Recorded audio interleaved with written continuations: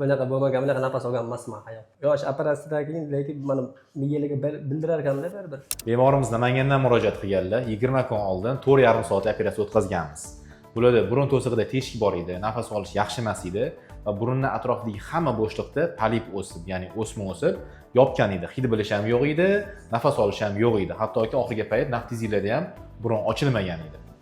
Mana ko'rishingiz mumkin, holat ideal holatda. Mana burun to'sig'ida mana shu katta teshik aniqlangan edi, mana bitgan. Ikki tarafi ham but-butun va burun yo'li tekis bo'lgan, nafas olish ideal holatda va hamma poliplardan glavniyasi tozalangan. Hamma operatsiya burun ichidan bajarilgan. Endoskopik usulda bajarilgan. Og'riqsiz. Og'riqsiz bo'ldi, xudo xolasa. Bunaqa bo'lmagan, bunaqa nafas olgan emasman hayot. To'g'risi. O'zi operatsiyadan keyin uxlashim ham yaxshi bo'ldi ancha, lekin uxladim. Lekin unda bunizda spintlar turuvdi. Umuman uxlamasdimda. Yosh operatsiyadan keyin lekin mana miyaga bildirar ekanda baribir. Yengillashgansizda. Hozir mazza qilib zo'r uxlardim. Zo'r. Ancha yaxshi mazza. Operatsiyada qiynalmadingizmi? 4,5 soatga yaqin operatsiya bo'ldi. 15 minut atdim, 15 minut uxlab turganda aka bo'ldimda. Operatsiyadan keyin qayt qilishda, ko'ngillanishda, bezovtaliklar.